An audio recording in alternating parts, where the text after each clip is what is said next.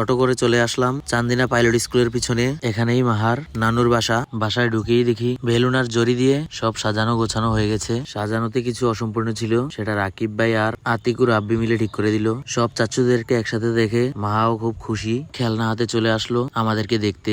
এরই মধ্য দিয়ে শামীম ভাই একটা পোষা বিড়াল ধরে আনলো। এটা ফরেনার, এটার নাম রাখছে শিরু। সবাই এটাকে শিরু বলে ডাকে। এরই ফাঁকে মাহা আবার নিয়ে আসলো শিরুর বাচ্চাকে, খুব কিউট একটা বিড়াল ছানা। আরমান হাতে নিয়ে বলতেছে যেভাবে হোক চাচিরে বইলা এই বিড়াল ছানাটি নিয়ে যাবো। তারপর শামীম ভাই আমাদের সবার জন্য শরবত নিয়ে আসলো, একে একে সবাইরে দিল। তারপর সবাই মিলে শরবত খেলাম। শরবতের ফ্লেভার ও টেস্ট দুইটাই অনেক ভালো হয়েছে। তারপর নিয়ে আসা হলো মাহার বার্থডে কেক। কেকটা মাহার আম্মু মানে আমাদের ভাবি সেতু ভাবি নিজ হাতে বানাইছে। ভাবি একটা পেজের মাধ্যমে প্রায় সময় কেক সেল করে, অনেক ভালো উন্নত মানের কেক। আপনিও চাইলে সেতুস কিচেন এই পেজ থেকে ইচ্ছা মতো কেক অর্ডার করতে পারবেন, যে কোনো ফ্লেভারের, যে কোনো স্টাইলের। পেজের লিংক ভিডিওর ডিসক্রিপশনে থাকবে। তারপর মাহা চলে আসলো কেক কাটার জন্য।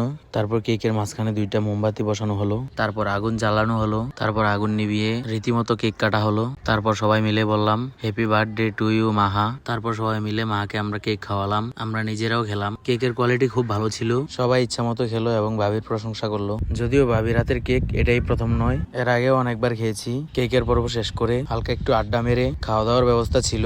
সবাই খাবার খেতে চলে গেলাম ডাইনিং রুমে। সবাইকে খাবার খেতে বসিয়ে মাহার আব্বু এবং নানা ভাই আমাদেরকে মেহমানদারি করলেন। তারপর সবাই পেট ভরে খেলো। খাওয়ার শেষ মুহূর্তে দেওয়া হলো চান্দিনার বিখ্যাত আউয়ালের স্পেশাল চমচম ও ছানা মিষ্টি। তারপর খাওয়া দাওয়া শেষ করলাম। তারপর ওয়াশরুমে গিয়ে সবাই ফ্রেশ হয়ে নিলাম। তারপর সবার কাছে বিদায় নিয়ে সবাই নিজ বাসস্থানের দিকে রওনা দিলাম। তো বন্ধুরা, আজ এ পর্যন্তই। সম্পূর্ণ ভিডিও দেখার জন্য ধন্যবাদ। পরবর্তী ভিডিও পাওয়ার জন্য ফলো দিয়ে পাশে থাকুন।